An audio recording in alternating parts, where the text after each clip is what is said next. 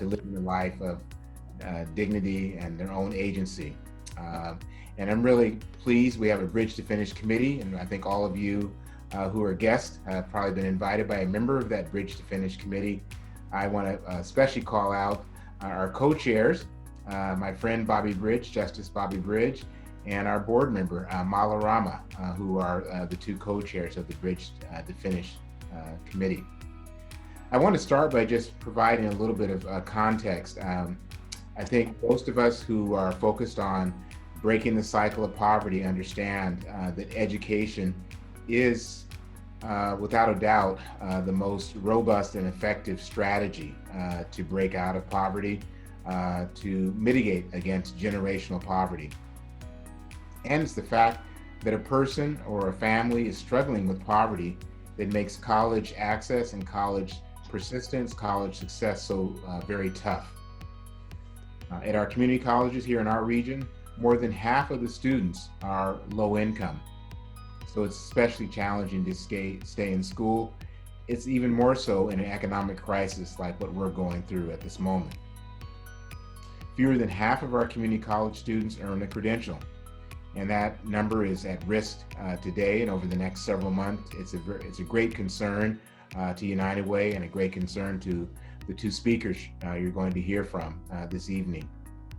College completion rates for low-income students and students of color, many who are first in their family to pursue a college, those are lower than others. And for many of us who've had the privilege of getting a college education, we probably internalize our experience or think of our own kids when talking about college completion.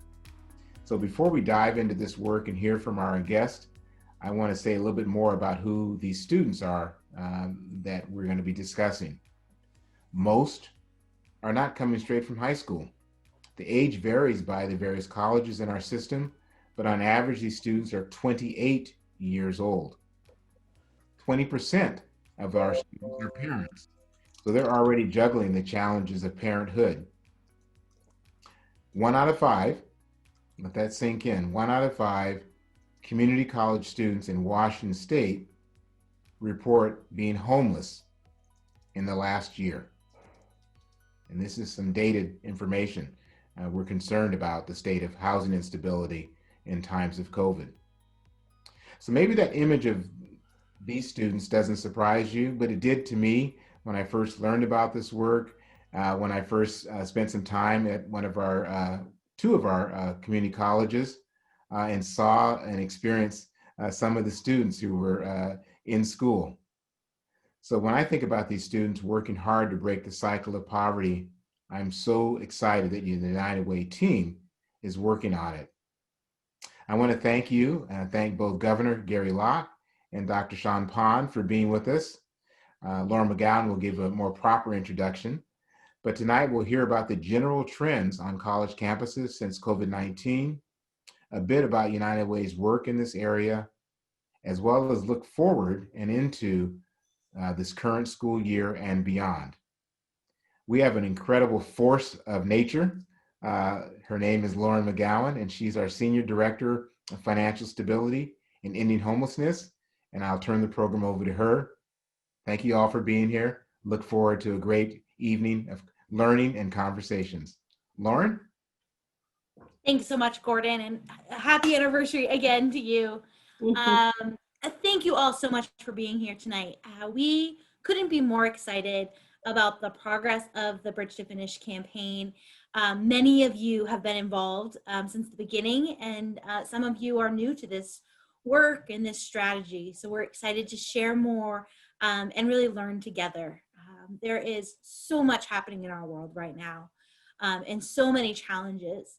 So to be able to come together as a community and help the students that need it most is something that is so gratifying, both as a person and professionally. So I'm so excited that you're here with us tonight. As Chris said when we entered, we really want tonight to be interactive. We encourage you to use the chat feature in Zoom. You can raise the hand using the hand icon, or just unmute yourself and ask questions. This really is meant to be a dialogue. We are going to have about 3 sections throughout this event tonight, and so there'll be plenty of time for questions after each one of them. I will make note that we are recording tonight and may use some of the discussion for follow-up blog posts or to share with others. We are really lucky tonight to have 2 leaders who both have incredible experience and are key partners in our Bridge to Finish work. The first is Governor Gary Locke. He's currently the interim president at Bellevue College, and he has served not only as the Washington State Governor, but also as Secretary of Commerce under the Obama administration and U.S. Ambassador to China. We're so excited to have him in his new role as the interim president at Bellevue and look forward to hearing some of his insights on what students are facing. We also have United Way of King County board member and the chancellor of Seattle Colleges, Dr. Sean Pan, with us tonight. Sean has been an incredible champion for Bridge to Finish across his campuses, and he brings a range of national experiences at colleges from Arizona to Philadelphia. So we're excited to have him here and hear what's going on at the Seattle colleges as well. Gary and Sean, thank you so much for being part of this conversation. We'd love to start out by just having each of you share a little bit about what's going on at your colleges. Governor Locke, can you start us off? Got to always remember to unmute, but thank you very much. It's really a pleasure to be here with all of you on this really incredible partnership with United Way of King County and our community technical colleges in the Puget Sound region. I think that certainly the COVID-19 has really exposed a lot of the frailties among our students. As Gordon indicated, the typical profile of the community college student is not the same as what we might normally think of with a 4-year institution like the University of Washington. Just in terms of our own demographics, we have almost 40% of our students who are between 20 and 39. We have another 20% that are over 30. We have 10% that are 40 and above. And that's really the profile of community technical college students. As Gordon indicated, so many actually have families. Many of them are actually working part-time while carrying an academic load. And if they're then also having a family, that really, first of all, you have to tip your hat off to their dedication, their perseverance, and their commitment to education, wanting to better themselves and the lives of their families. But really, they face a lot of challenges. When you look at the statewide system, almost 40% are students of color and more than 50% are women. And then you figure that the statistics are even higher in terms of people of color in King County compared to the rest of the state of Washington. And so the COVID-19 has actually exposed a lot of these issues, because if they were laid off from work or had their hours reduced, how were they able then to pay tuition and support their family? And so there was both federal money that came in that was available to those students. And we used a great deal of that, some almost $750,000 each quarter, spring quarter, another $750,000 in the summer. A lot of it was to help pay for housing. So that, if you're not working, how do you pay the rent? And then for those students that did not qualify, we then used our foundation money and supplemented that. And a lot of their needs were for technology. And it's really great that we had a lot of our telecommunications companies stepping forward and offering free Wi-Fi or very low cost Wi-Fi, because, and we're seeing this in the K through 12 system as well. If you're learning remotely, you need high speed internet access. And a lot of our students, when we were in person, did their work using the free Wi-Fi on the campus. But what did they do when they go home? And especially if they're learning completely remotely from home. So there were a lot of technology challenges as well, and our foundation and CARES Act money help address some of that. And let me just say that our population is unlike the Seattle community colleges. We have a large ethnic group, but it's primarily Asian. Almost about 30% Asian, about only 4% African American, and about 10% Latinx. And certainly we have to do a much better job of recruiting and making available and getting the word out for students of color, because the East Side is, demographics are changing, and we need to make sure that we're responding and reflecting that changing demographic profile on the East Side.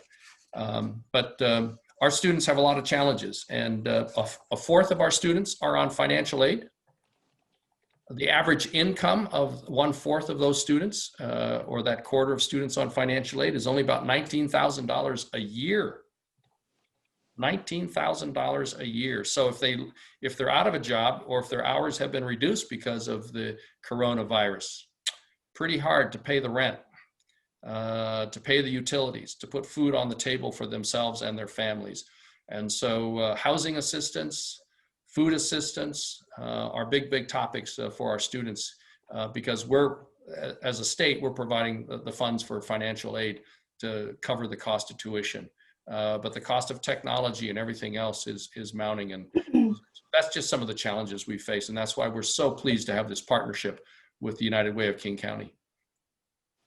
Thank you, Governor Locke. I think that number 19,000, I think, is just so powerful and really shows why it's so important to match that tuition with these additional student supports.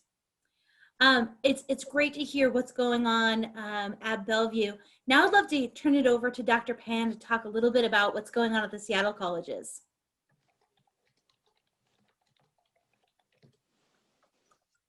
Dr. Pan, I think you're still on mute. My apologies. Good evening.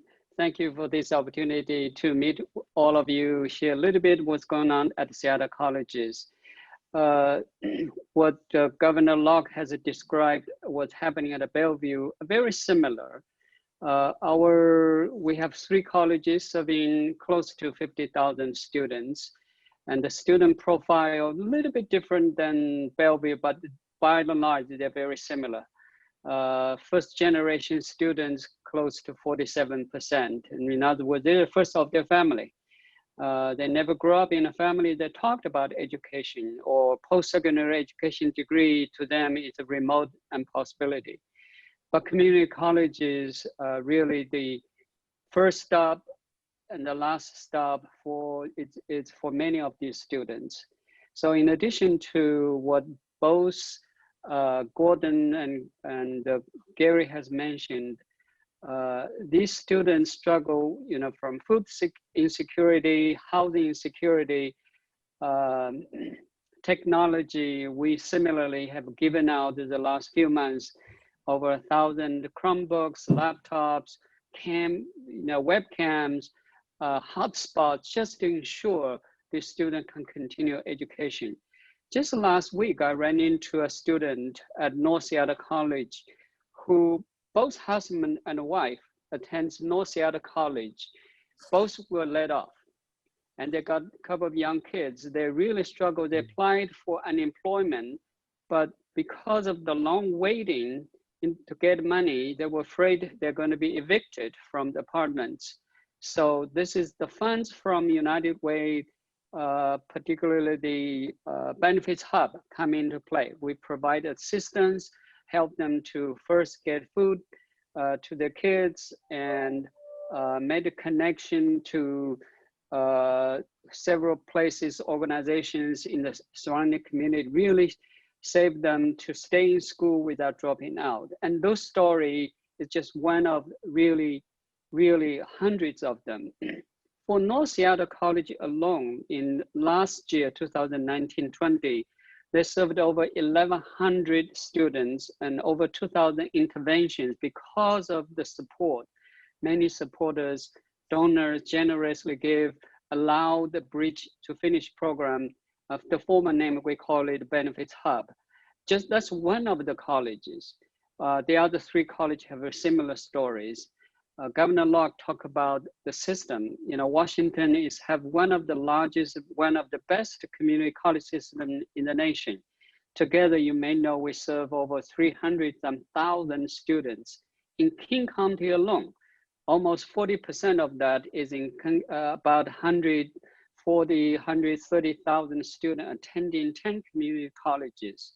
And many of students, what we call BIPOC students, underserved population, recent immigrants, they're trying to achieve a college education through one of the 10 colleges. The work under this the last few months, just tremendous. We run into many students and faculty in some cases, living out of a car, try to make ends meet.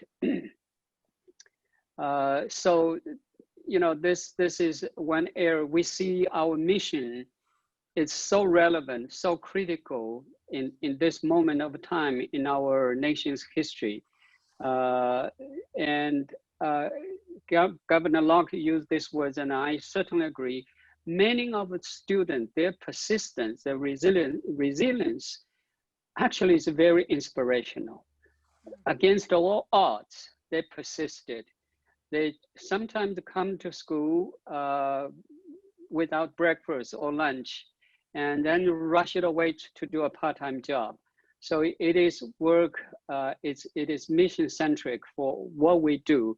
It's provide a springboard for them to change their luck, if you will. No pun intended. Really to change their lot, to be able to make a difference, to break the cycle of poverty, enable their generation, the younger generation, to be able to go to school. So we are proud of what we do, and there are great deal needs out there. Let me end here. Maybe you have questions for both of us, and we can engage in a dialogue. Yeah, thank you so much. I mean, it's really powerful to hear the resilience of so many students, whether they are living in a car or struggling with hunger, and the foundations that our community colleges provide is so critical. Before we go to questions for both of you, I'm curious, you know, we know that the community college system is always really important, but as we head deeper into this economic downturn, why are community colleges such critical places for students and future workers during this time? Well, it's not only important for the students, I think it's important for recovery, for the state economy. When you think about the 34 community colleges in the state of Washington, we do transfer. We provide, you know, just from firefighters to nurses to dental hygiene to people want to transfer continuous study at one of the four-year universities. We do all of that. From computer science to nursing to all of that. The students, in order to participate in this economy, they have to have a post-secondary degree. It is research after research shows, without a college degree, they just cannot compete. And for community colleges, and we keep trying to tell our elected officials, and our Governor Locke has heard this during his term, that support community colleges supporting the state economy. Thank you. Governor, anything you'd like to add? Yeah, well, community colleges, various statistics from the business organizations have shown that community college graduates actually do very, very well in terms of income compared to recent graduates coming out of our four-year schools. And in fact, in some cases, they do better than the graduates coming out of the four-year schools. The exception would be in the computer science and the technology area. But, you know, first of all, the community college system is important because it's an incredible value. So many of our students all across the state go to the community colleges and then transfer to the four-year schools. At Bellevue College, it's about 34% of our students eventually transfer to a four-year school. Think about it. The tuition is so much cheaper. They're living at home, and that's saving the family money. We're really proud of the fact that Bellevue College is the #1 source of transfer students to the University of Washington. But by and large, the students at the community college level who then transfer to the four-year schools, including from the Seattle colleges, the graduation rate from the four-year school is around 90%, compared to only 80% graduation if you started as a freshman at the four-year schools, including the University of Washington. Mhm. So the community colleges are doing a really good job of preparing students for the four-year schools and at a much cheaper price. But we're actually more than just preparing students for transfers. We have so many students who are just learning basic skills, English, getting their GED. We have so many programs working with the private sector in what we call professional technical programs, whether it's a one-year certificate, a two-year certificate, and really giving them almost the good housekeeping seal of approval that employers know they can count on that this student is prepared to enter the workforce, because so much of the curriculum is actually designed in partnership with the private sector to meet the needs of the private sector. So whether it's our nursing programs, whether it's our health, learning, I don't know what the technical term is, but an ultrasound technician. These are highly sought after positions, and people know that, employers know, and the medical community know that if students come out of the community colleges with these degrees, that they can count on the individual ready to step in immediately and be very, very productive in the workplace. Thank you, Governor. Lauren, and that is, yeah, go ahead. I was just going to say 2 quick points. One is there are many students, if it is not for community college, I don't know which system can serve them. For example, Seattle Central has a program for many years. They really try to catch students who may have had a criminal history.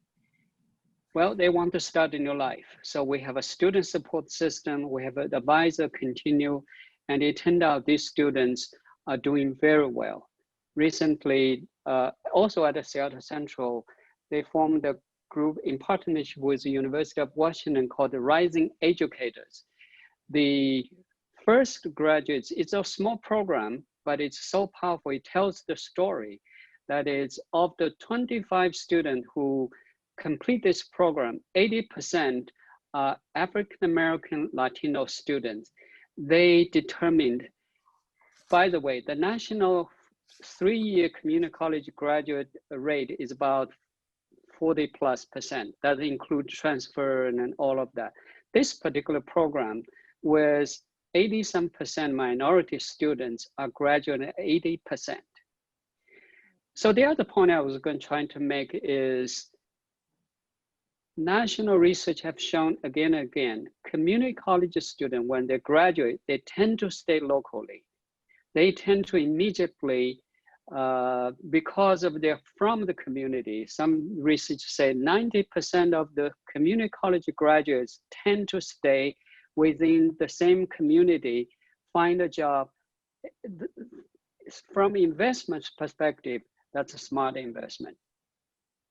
Absolutely. Thank you both. I think you have really illustrated exactly why United Way started down this path a few years ago of really wanting to invest in our community colleges and make them successful. I'm curious if the group has any questions for either Governor Locke or Dr. Pan. Yeah, Norm. I think for Governor, Senator, Ambassador, President Locke, given the decimation in the job market, given the pandemic, are you seeing, I guess, mid-career professionals coming to school to change the careers, given that their other career is now maybe not going to be there anymore? And then I think, just so I don't have to ask it again, for Dr. Pan, I'm wondering if you could just talk a little bit about the Seattle Promise and what's that doing for your school? Sure. With respect to enrollments for people who have been affected by the coronavirus, we're only beginning to see that, just beginning. What the experience is in terms of all types of past recessions is that it takes a while for kind of the reality to sink in. People figuring out what they're doing, figuring out, oh, they're not going to be able to go back to their employer, or the employer is not bringing them back on. And so they're making those adjustments, and then they start looking around for educational enhancement to upgrade their skills or change their profession. We've been lucky that our enrollments have not gone down because what's happened is that because of the financial situation families are experiencing without the supports that we have here in King County. Across the state, you're seeing enrollment drops at our community technical colleges anywhere from about a few percentage to even 25% enrollments. We at Bellevue College are basically at almost exactly where we were last year. Even though we had a big drop in international students, we made up for it in terms of some of our high school students that are taking dual credits at the college and getting both high school and college credit at the same time. But we're also seeing an increase in some of the other skills, such as in the technology areas in our four-year programs. So I think people are beginning to start coming back, but I think you'll see the real demand and the surge in enrollments coming up maybe starting in the winter or the spring. In past recessions, it's usually been almost about a year lag before you see the increase in demand for colleges and universities. First of all, we're going to see a demand for people who have been laid off, who realize that, oh, now my employer is closed permanently, or they've permanently reduced the workforce. I'm not on the list to come back. And they were hoping that they might come back. Then the next group of students that we'll find are people who say, well, I still have a job, but I see technology, and I see, because of this recession and the COVID virus, that my company is trying to be even more efficient, and they're going to rely more on technology. And so if I want to stay at my company, I better upgrade my skills. And in fact, we're going to be seeing that over the next 10 years, because McKinsey says that by the year 2030, 5 to 10% of the world's workforce will be displaced because of AI, robotics, and technology. Now that 5 to 10% is of the entire world's workforce. It's not going to affect the workforce in Vietnam or Myanmar or the Congo. So that 5 to 10% of the world's workforce is going to be concentrated in the industrialized nations like the United States, the EU, Korea, Taiwan, Singapore, Canada, and other places. So does that mean in the United States it's going to be more like 8 to 12% of our workers displaced due to AI and technology? Now think about it. That's today's 40-year-old or today's 43-year-old 10 years from now will be 53 years old and will be displaced. So not only do we need to make sure that we have the resources and the capability and the capacity at our community technical colleges to bring them in and to retrain them, but we need to start thinking about how we don't wait until they're laid off. What type of incentives do we have for both business and employees or government to start training them earlier and prepare for that disruption that we know is coming down the pike? So, but yeah, we're going to see an increase in enrollments. We're just beginning to see it now. But normally there's about a lag of about 1 to 2 years. Thanks, Governor. I've got a quick question. Wait, Dr. Pan was going to talk about the Seattle Promise. Thank you, Governor. As you know, in November 2019, the Seattle taxpayers voted with the leadership of the City Council and Mayor Durkan to invest in Seattle Promise. So it's a 7-year program. Part of the levy, it's about $40 million. It's just a little bit less than $41 million for 7 years. Seattle Promise program started at South, used to be called 13 years program. So this year, actually it's the first year, all Seattle Public 17 high school students, if they want to, they can attend any of the Seattle colleges. So this year we have a new students, about 650 of them. in addition to the continuous students. So it's about 850 of them. These students, 70 to 72% are students, are minority students. And of the 72% of the total 850, about a little bit over 50% of them are below the poverty level. So they get tuition paid, they have to apply for financial aid. So the gap between the financial aid, what they get from the federal financial aid and the cost is made up by the levies cost. So for those students whose family income or personal income below a certain level, they get about $500 a quarter for buying books or helping to pay expenses. So it's really making a difference. But you know, going to school is not just about tuition. There are many other needs. So we are still doing fundraising. We're trying to raise funds to sustain the program beyond the levy. So we are in the second year of this 7 years. So we're trying to start a campaign called Equity Can't Wait to raise funds to sustain the program beyond the levy. Well, I have a complaint about that program. It's not fair that the Seattle residents and high school graduates can only go to the Seattle colleges, because sometimes the programs that they want may not be offered at Seattle community colleges. And so I mean, as long as it's a Seattle resident and using Seattle taxpayer dollars, they should be able to go to Bellevue if they want to, or any of the other community colleges, depending on the programs that are being offered. I mean, Seattle community colleges offer some programs that we don't have, but we also offer some programs that the Seattle colleges don't have. And we should make sure that the students are able to take full advantage of the courses available in the Puget Sound area. Fascinating back and forth. Yeah. Hopefully, you know, the King County Promise is coming. Hopefully that resource allows students to more flexibility. So we have questions from Jon Bridge and then Chuck. Well, I'd like you to, both of you, if you would, describe for us how the Running Start students, how the payment works for you in the college system. That's number one. And number two, what are the numbers of Running Starts in your student body, and what percentage do they make up of that? Running Start is actually growing in the state of Washington, throughout the state, even though there are enrollment declines throughout so many of our community colleges, not so much at Seattle and not so much at Bellevue. But Running Start is actually propping up and is one of the bright spots in the community college system. Running Start is a state program by which students can complete their junior and senior high school years in a college setting at the community technical colleges.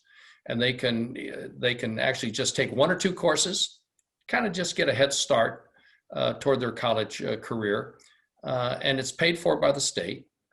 So it helps they don't pay tuition to come to the community colleges, or they can actually take virtually a full academic load at the community technical colleges and graduate from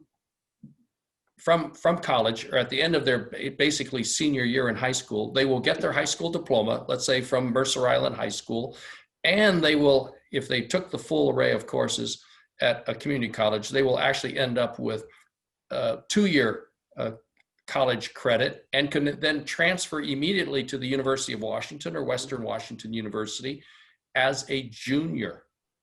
Mm-hmm.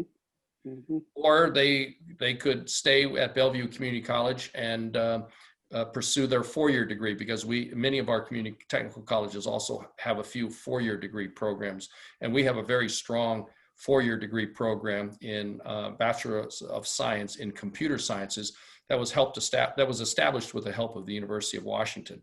So here's why the enrollments have gone up throughout the state. And at Bellevue College, it's 24% of our students, of our enrollment is Running Start. If a student like my daughter is at Bellevue High School, if she's going to be online anyway for the whole year, you might as well be online at a community technical college and get college credit at the same time. Now, there are some students who don't want to do their full, college career at a community technical college, and they'll take 1 or 2 courses like my niece did. She was at Issaquah High School. She took 1 or 2 courses to get a jump start on college because she also wanted to be active in the high school activities, whether it's, soccer, whether it's a debate or choir or cheerleading and things like that. You have students who want that social connection with the high school, who want to stay basically at the high school campus for most of their program and just take a few courses. Others, they're ready. They're challenged. They're bored with high school or whatever, and they want to take their full high school career on the campus of Seattle Community College or Bellevue College. And so that's a growing part within the state. And because of, it's a great deal. It's an incredible deal. It's an incredible deal. And there's some resistance, quite frankly, by some of the high school counselors and some of the high schools who don't want to lose those students, because the money that would otherwise go to, let's say, Issaquah High School for that student follows the student to Seattle or to Edmonds or to Bellevue College. Thanks, Governor. Dr. Payton, anything to quickly add to that? I was just going to say, the governor described it very well. Certainly, this is, in my mind, it's a win-win-win. Win for the taxpayers, for the state, for the students, and for the schools, because they're saving time, they're saving dollars, and in many cases, we see students actually getting an associate degree before they graduate from high school. If they invested time right, they take the right courses. In Seattle colleges, Bellevue does a very amazing job. 24% of the population already start. For us, it's much less.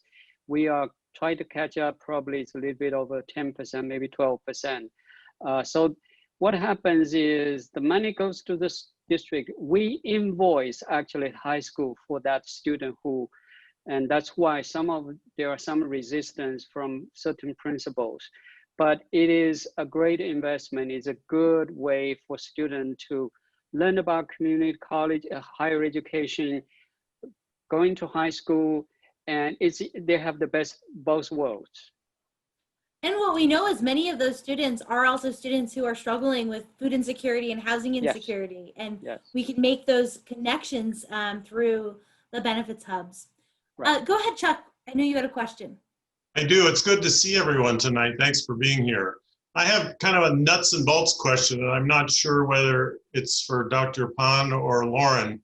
Can you give us a more concrete idea of how the Bridge to Finish program works?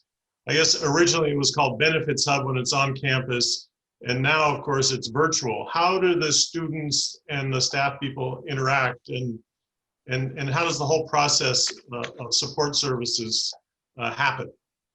Yeah, I will kick it off, and then I will allow our awesome leaders to share how it's working on their campuses. So when we started out this program, we spent a lot of time listening to what students need.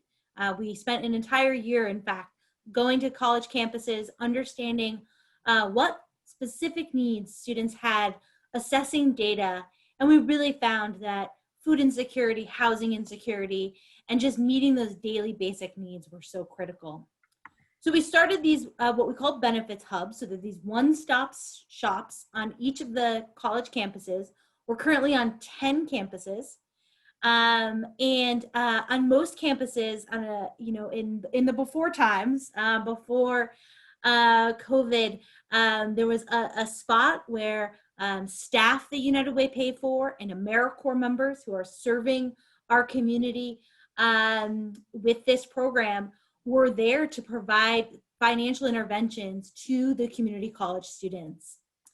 Since March, that entire program has moved to a virtual model. So today, a student that needs services can sign up on our website. Each of the colleges still has a major presence of Benefits Hub. They have information about the program on their websites. Many of the faculty members include information about Benefits Hub in their syllabi to really help students understand that it is okay to ask for help. Many are facing challenges of food insecurity or housing insecurity for the first time, or in the first time that it's their responsibility to take care of it themselves. You think about many students coming out of our K-12 system, they've relied and had access to free and reduced meals throughout their K-12 experience. And they get to college and they still struggle. They still struggle with hunger, but those meals aren't there. So they're able to, with the help of our AmeriCorps members, we have about 43 AmeriCorps members right now that are working across these 10 campuses. They are making sure that students know it is okay to ask for help and then provide direct interventions to them. We provide a range of services. We invest about $1 million in emergency financial grants. What those grants do is help make sure that if a student needs a car repair or they need to pay a utility bill, they have a childcare emergency, they can access one of these grants and pay for it. We've really developed a philosophy of trusting students, trusting that they know what their emergency is, and that if they're having an emergency, we have to get money to them as quickly as possible. We also partner really closely with Neighborhood House, a community-based organization, to get rent assistance to students. Of course, in our region, we all know that homelessness is an extraordinary challenge even before COVID. That is very true of our community college students. So we work hard to make sure that students have access to rent assistance in addition to those emergency grants. Our AmeriCorps members and staff that are working across these colleges are also able to provide other services. They offer mental health resources. They've just started connecting students to legal services at the deep urging of Justice Bobby Brown, or Bobby Bridge, who's on the call right now. We can offer free tax preparation services, financial coaching, access to public benefits. Whatever those services are, we are able to make sure that students are able to access them. It's harder right now, right? There's no doubt about it. It being virtual, not seeing students face to face is harder. But the team has done such a great job of working closely with faculty and students to meet the needs that they're seeing and begin to provide resources in a virtual way. And be responsive. A lot of it is about making sure that services are offered in the native language of our students. It's about making sure that whatever we offer, we can do fast. You don't have a lot of time for paperwork in a virtual environment. And most importantly, that we center it around what the student needs. And if we don't have an immediate answer, we go find one for those students. Dr. Pan or Governor, anything that you've heard about from your individual colleges that you want to share? Well, we know that this program is so important, and because as I indicated, the average with a fourth of our students on financial aid, and the income of that 1/4 of our population. I mean, when you think about it, you got, well, okay, 1/4 of our students on financial aid, and their income is $19,000. That's pretty hard to support yourself and a family with rent, utilities, and food. And so a lot of the assistance that we've seen through this program in partnership with United Way is for food assistance as well as some housing support. And so those are the two major categories where they're being very, very helpful. And it's a teamwork of staff funded by United Way and the AmeriCorps the AmeriCorps folks. It's just a great, great program. And trying to get the word out in this virtual environment is a little bit harder, but we're doing it. We're doing it. One of the specific example, Chuck, is just in a few months, one of the college gave out 485 grocery cards. So so the student can go to use the cards. It may have $50 or $200, depends on the family situation. Much of the money is through Benefits Hub, the emergency funds.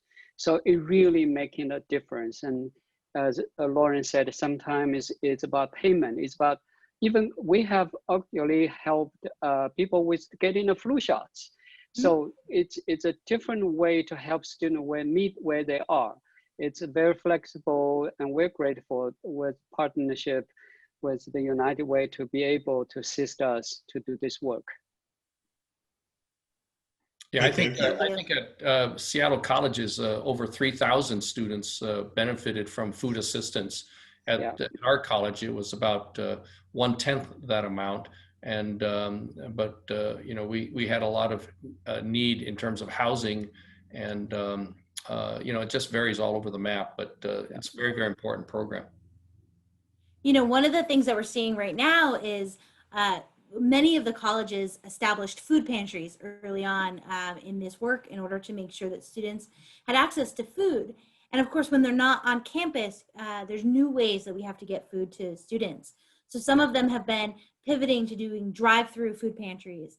In other cases, we've formed a partnership with DoorDash to actually deliver groceries and food boxes directly to students all across King County. So we're all just pivoting and using this moment in time to really learn new ways to reach the students that need it most. What other questions do folks have for this group? Lee, I think you've got one. Yes, I was just wondering how you measure your results. Oh, that's such a good question. One of my favorites. You know, at the core of this program has really been about making sure that we are helping students persist and complete their degree or credential. And early on, we knew that it was going to be really important to measure these results because, you know, what we're trying to do is demonstrate that this benefits hub model is a successful one, and one that eventually we hope we can see both public funding and policy change to help spread and expand. We're really proud of our results to date. Over the last year, we helped over 6,939 students. They accessed over 18,200 interventions. So the scale is quite large, and we believe it can grow even bigger. And partnerships with the colleges is going to be so critical in doing that. We've partnered with the State Board for Community and Technical Colleges to be able to understand whether students that are participating in this program are persisting and completing. And a couple of things that we've learned over the course of the year. First is that most of our students are receiving multiple interventions. On average, they receive 3 interventions. So that might be that they start off with food access, and then they get an emergency financial grant, and then they get their taxes prepared. So there's this ongoing relationship between the student and our financial counselors.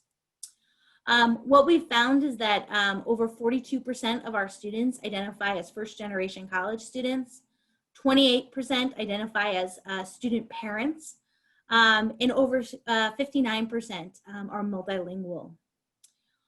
What we think is most promising, though, is that last year we found that our students are persisting at a 9% higher rate than other students. And for students of color that are enrolled in a Benefits Hub program, they're graduating at a 12% rate. And what are 12% higher than their peer students. What we know is that those results were before we added additional emergency grants to the overall portfolio. So we think there's huge promise in what we're seeing. We're also part of 3 different evaluations. So we're partnering with folks from around the country to test out this model and share it with other programs that are working on similar activities. And one of our most exciting partnerships is with the Hope Center at Temple University. Some of you may be familiar with Dr. Sarah Goldrick-Rab. She has been a champion for our work since the beginning, and we've collectively secured funding for a multi-year evaluation of the program.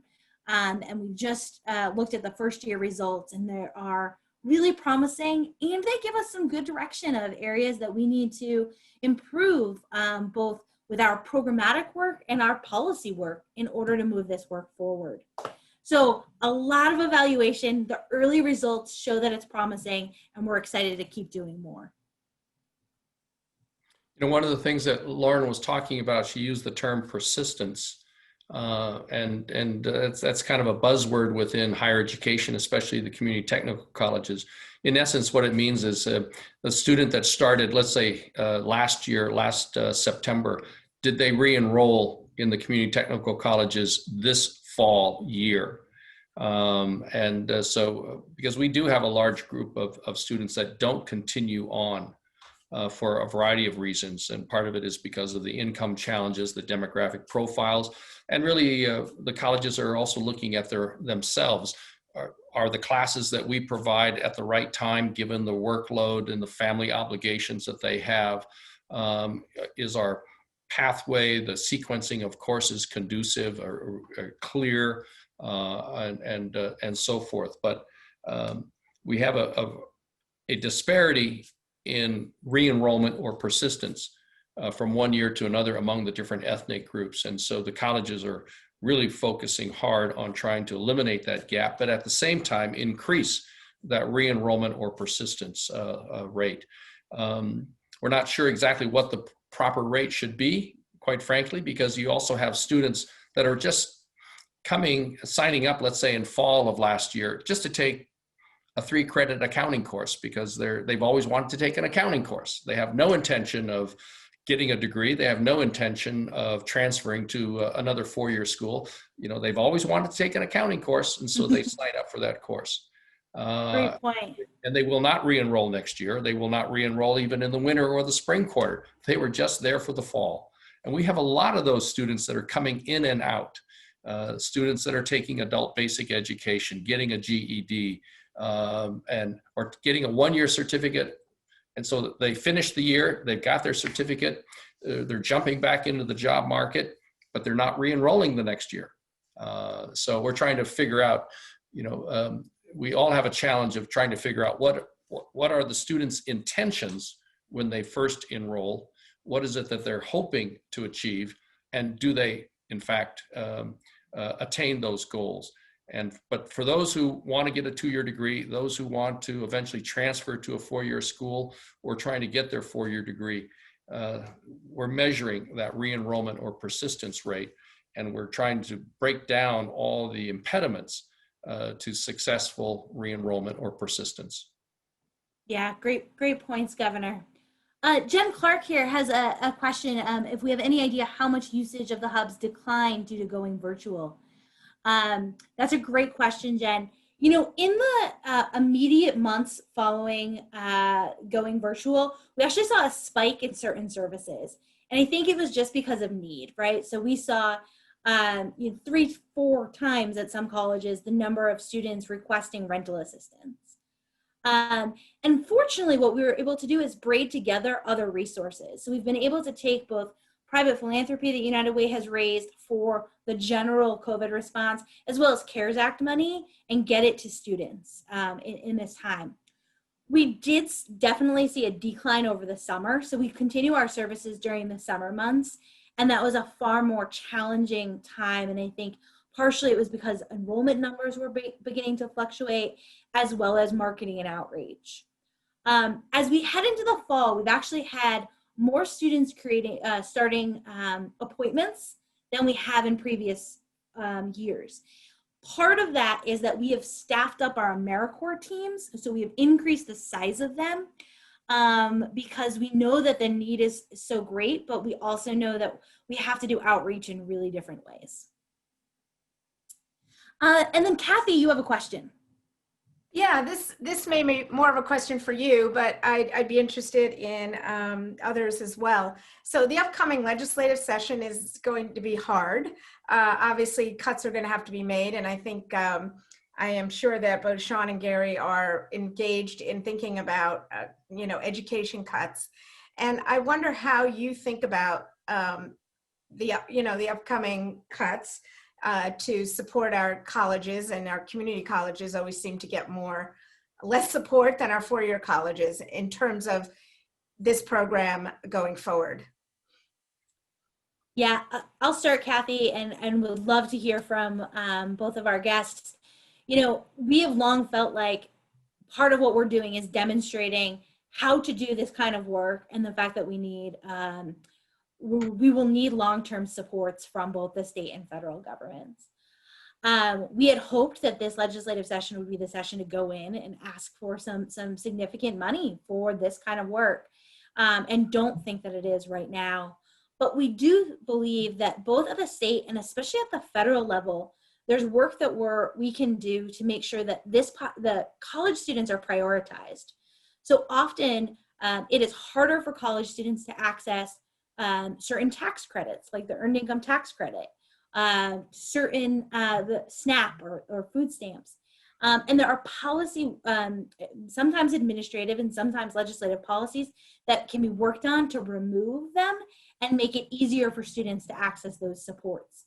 So we're working really heavily on that kind of work right now while we look toward future sessions around a larger ask for financial supports for a benefits hub model. Governor and Dr. Pan would love to hear what you all are seeing in terms of the upcoming session when it comes to the colleges. Well, we're not really sure what's going to happen. We were bracing for deep cuts this current academic year based on the COVID-19 crisis, and but the forecast for at least the remainder of this academic year, which coincides pretty much with the fiscal year, is that things have improved a bit so that the cuts coming from Olympia may not be as great, but nobody knows what is in store for next year. It depends on the administration, depends on the economy, it depends on the surge, et cetera, et cetera. So we're not really sure, but we know that higher education always bears the brunt, is the budget balancer, because you have K through 12, which has a constitutional mandate behind it, so it gets first call on the dollars. Then you have pension, you have repayment of all the mortgages or the debt service of the state, et cetera, and you have the federal requirements that say that people who qualify for some federal programs, the state must serve, whether you have the money or not. And so higher education always seems to be the last call or the last recipient. Factor in, as we said earlier at the program, 60% of all students attending higher education in the state of Washington attend through the community technical colleges. And as the question earlier was about, we had the question earlier about what will be the impact from the recession on enrollments. And we know that about starting a year after the onset of a recession, is when the demand for enrollments go up, or when students start applying for admission. And the community technical colleges, unlike the University of Washington and some of the other schools, we take everybody.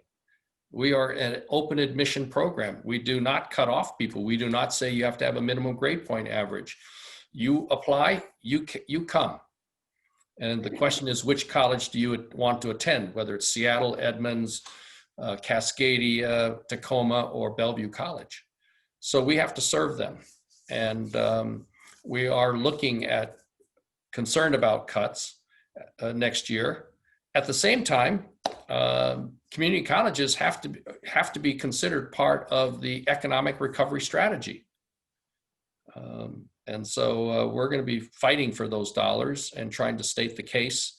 And the fact that almost in King County, at least, I think the majority of students at the community technical colleges are people of color. Yeah. And clearly female, more than half female, even across the state of Washington. So, and these students that we serve are students with families and already working part-time and concerned about the future of their livelihoods and their ability to support their families and to provide a foundation for their families. So we need to state the case that support for the community technical colleges must be considered part of the economic recovery strategy of the state. I want to just add quickly that the community colleges lobby as a system. We don't do individual district by district. We go in the same voice. So this year, the priority to the legislature is keep the gains. Last legislative session, the state really helped, did a good investment through Workforce Investment Act that funneled some money to the community colleges, including Washington's scholarship, college scholarship, guided pathways, dollars for those high demand jobs in nursing and technology. We want to preserve that gain. So that's one of the priority for this legislative session. As Governor Locke said, one of the ask is looking at the dollars, if the state have these dollars in this difficult budget session to invest in growing those fields, those programs that's needed by the community. So we're trying to be reasonable, but the big priority is, can we preserve the gain from last legislative session? And part of our challenge is that, we know that higher K through 12 gets first call on the dollars. Yeah. Very few people know that the salaries of our K through 12 teachers are significantly higher than the salaries of even our full-time faculty. I think that's a great point, Governor Locke. I mean, one of the things we've seen as we've established a lot of these benefits hubs is faculty members actually accessing some of the resources and needing food help, rent help, and other things. And that was certainly not something we expected early on. Do folks have any other questions they want to make sure we touch on? So thank you so much for the conversation. Besides, the direct funding support, which is always so important, how else can, the private sector step up and help the community college system, either for the benefits hub or in general as well? Well, we're always looking for placements for our students and our graduates. For instance, the nursing program. In the nursing program, the students have to do some clinical work. We could use, help in the hospitals to give our students that clinical experience, which is part of the graduation requirement. We have a lot of students that are now specializing in ultrasound, but they need those clinical placements as well. And as soon as they graduate with the credentials, they get snapped up so quickly, given the huge demands in healthcare. But we're having a hard time finding clinical placements because, quite frankly, we need the private sector to help monitor and provide that mentorship. It's no financial cost to the healthcare provider, but it is a time and of supervision and mentoring. And then, of course, we'd like more partnerships with the private sector in terms of creating courses that meet the needs of your current employees, to help your employees continue to hone their skills so that they can remain competitive and efficient for that, for the private sector. So we'd really like to work more in concert with the local businesses, whether it's a course for 5 of your students, 5 of your employees on a, just a intensive seminar and help them hone their skills. We're hungry to help students in whatever shape or form. Maria, thank you for the question. Good to see you. In addition, it is providing internships, paid or unpaid internship to students, and sometimes it's externship for faculty members to be able to connect with workforce to learn the latest would be very helpful. The other thing is to lend the voice in Olympia, to say how important community college is, because we as an employee, we need graduates, and please continue.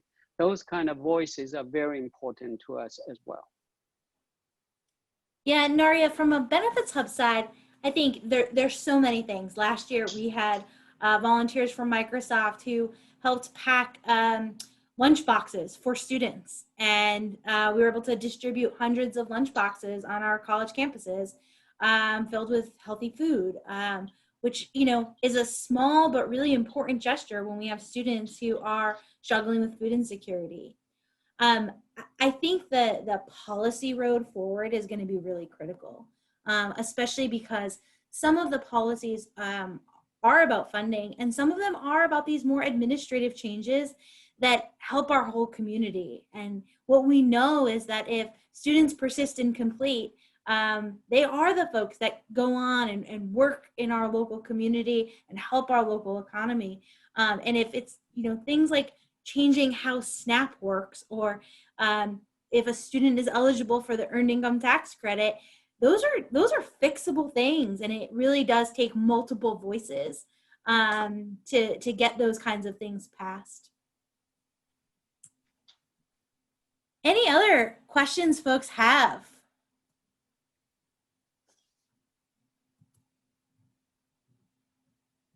All right, I don't see any right now, but please don't hesitate to put them in the chat. We are so excited about this program because of the partnerships. As you heard from Governor Locke and Dr. Pan, this really is a partnership between United Way, our community-based organizations, and the colleges. On each and every campus, there is a steering committee that comes together, and it includes faculty and students and folks from student services who all really are working so hard to make sure that students have their basic needs met. And when we have students who are working hard every day to earn that degree or credential, the very least we can do is make sure that they have a roof overhead, that they have food to eat, and that they have access to childcare. These are basics that we can do, and that's what the United Way Benefits Hub program is doing. I'm now excited to share with you a champion for the Bridge to Finish program from the beginning. Justice Bobby Bridge not only is the co-chair of the Bridge to Finish fundraising campaign, but she and Jon have invested generously in this program. And I am so appreciative of her leadership and wisdom that she's brought to this effort. And I'm going to turn it over to her right now. Oh, you got to unmute. That's going to be the phrase of this year, 2020. Right. Oops, you're mute. That will be the phrase. Thank you so much. And what a great conversation and discussion. So my first job, I'm doing the close and the ask, just for to be perfectly clear with everybody. But don't leave, because Lauren will come back in a few minutes and ask you to participate in a survey, and it's really important for us. So we hope you stick through my little pitch here. But first of all, I do want to thank you all for joining us this evening in this conversation. This is an initiative that I have been, as Lauren said, committed to from the beginning when it was Benefits Hub. I've been trying to get them to introduce legal services for a long time, and thank God they've finally done it. Legal services is this kind of hidden need that young people, or any people sometimes, don't know that they could use, that really could make a big difference. For example, and this I use all the time, somebody who even is active with a social worker, a young person, for example, who's had a caseworker because he or she has been in foster care or in the juvenile justice system. And this is a fair number of the folks who are in the community college system, or hoping to be. They're without a place to live. They're at issue of being evicted, for example. The social worker looks at that as, I've got to find this person a place to live.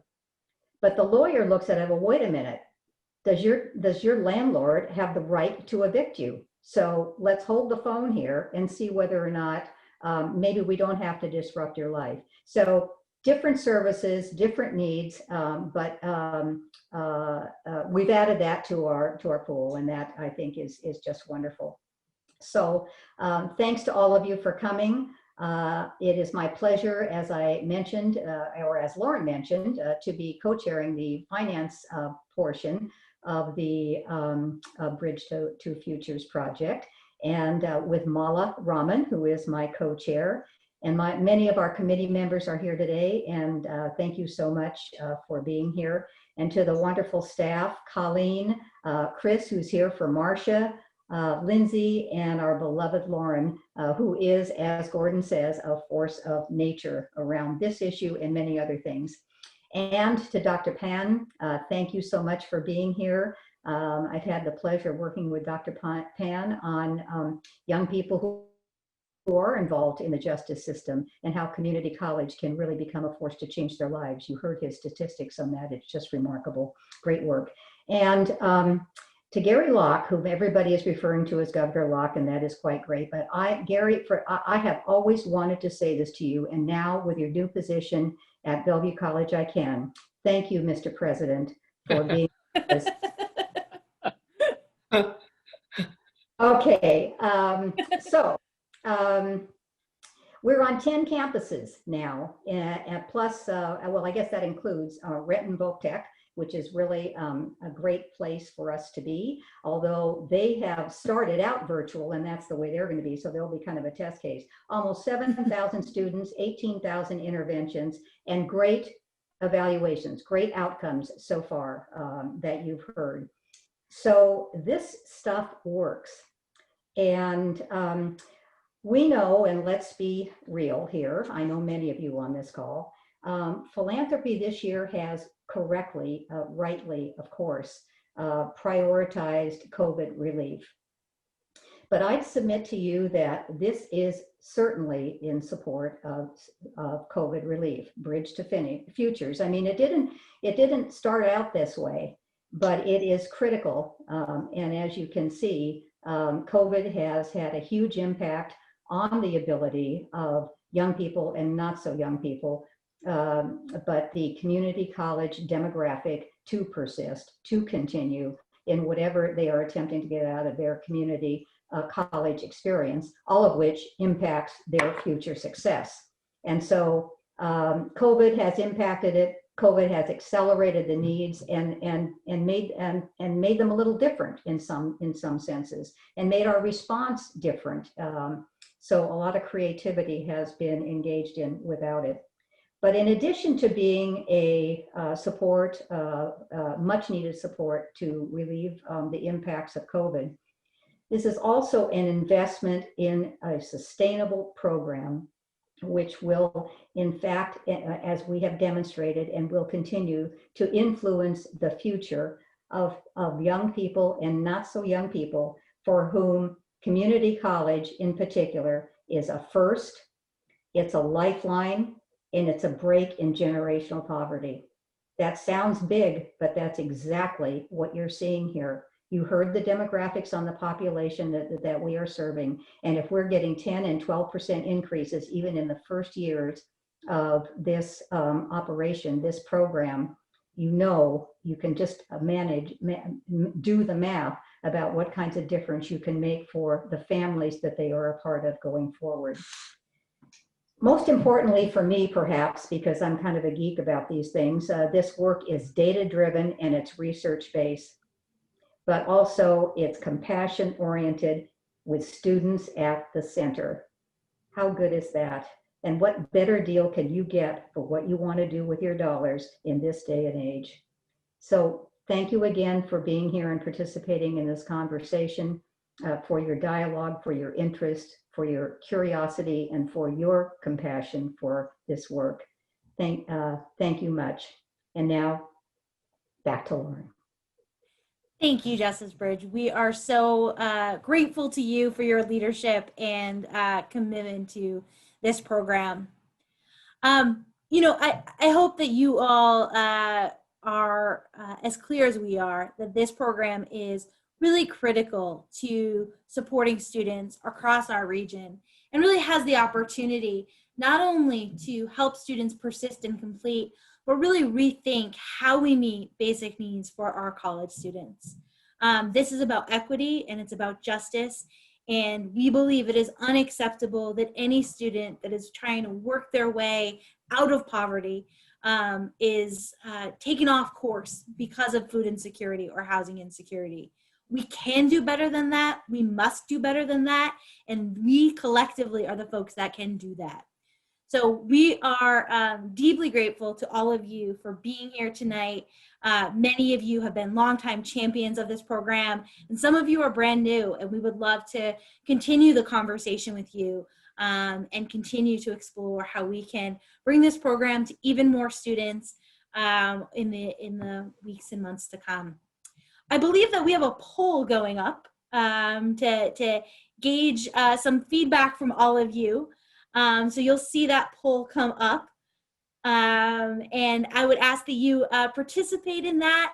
And then please join us in supporting the Bridge to Finish program. Big thanks to Governor Locke and Dr. Pan for being a part of this. And I hope all of you are staying healthy and well in this challenging time. Sharon, are we going to get results on the spot for this? We will not get results on the spot for this. Okay. But I will leave it up for a little while. You know, I like data. I want to know right now. But I'm seeing a lot of A pluses. I'm seeing a lot of A pluses. People are feeling very informed, more informed about college completion than they were before tonight's conversation. So that is very encouraging. Great. Well, does anybody have any final questions they want to ask of the governor or Dr. Pan? If not, we will sign off. And again, thank you all so much. There is so much opportunity here, and we look forward to partnering with each and every one of you to make sure that our students in this region have their basic needs met so that they can persist and complete their degree and credential. Thank you so much. Have a great evening and be well. Thanks so much, everybody. Thank you. Bye. Take Bye-bye, care. everyone. Bye-bye.